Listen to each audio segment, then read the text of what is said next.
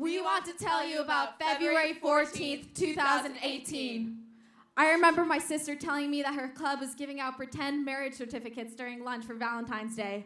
She was looking forward to a day full of love and friendship. I remember fourth period. I was tired but happy after my lunch event.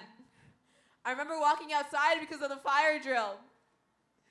I remember the absolute terror of being outside hearing code red, run! I remember needing to tell my family that I was alive and barely being able to send the text because I was in real danger. And they couldn't stop it or help me. I remember receiving a text from my younger sister saying, "I'm safe, code red, school shooter, do not call." I remember freezing thinking, no, this can't be real. Shooter still at large at Marjory, Stoneman, Douglas. It was real. My earth shattered. The only thing I could think to say is, Leonor, I love you so much. I remember the only time I cried that day when my sister told me she loved me. I remember hearing the knocks of the SWAT team. I can still hear them knocking.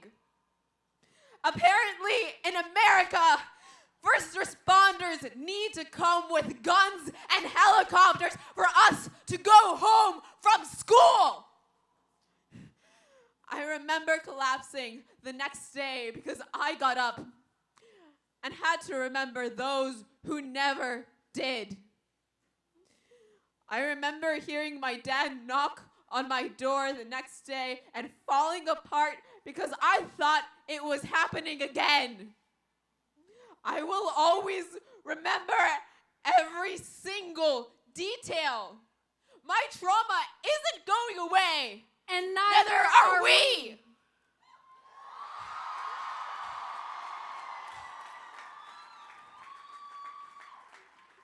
17 people died.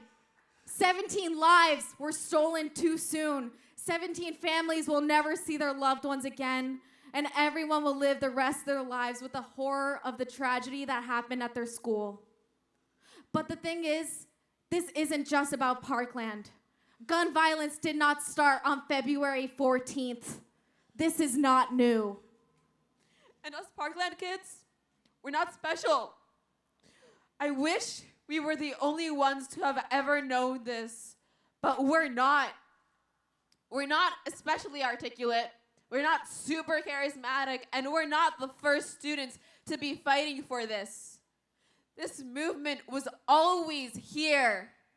People were always here screaming for change.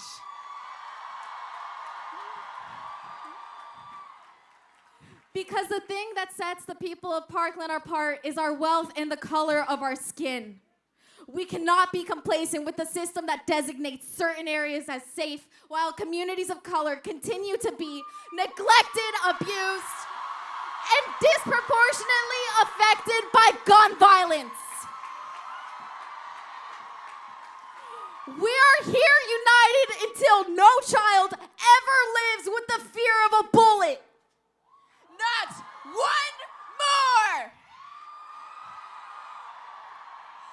There cannot be one more story like that of Cortland Arrington from Huffman High. She was a senior like me. She was going to be a nurse.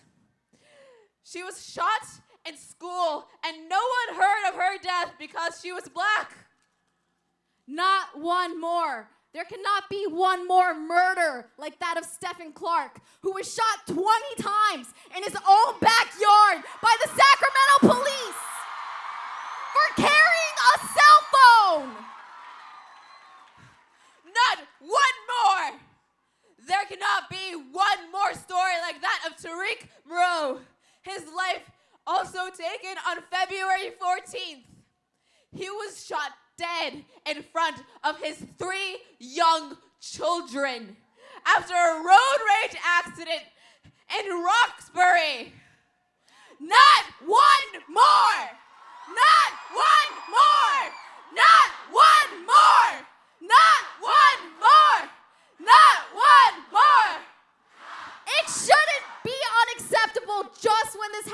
Parkland and other affluent white communities. We shouldn't just be appalled when safe cities are unsafe. We should take action when any city is unsafe. Especially here in Boston, where 80% of people in Roxbury will experience gun violence in their lifetime. Just a mile away in the Back Bay, which is predominantly white, that number drops down to 10%. No good that comes from this could ever make up for the evil that takes lives every day. But there are things we can do to prevent it in the future. We must fight for those who could be next.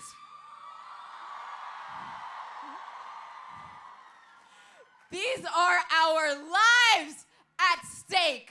We shouldn't have to fight for our lives. But we will, and we are.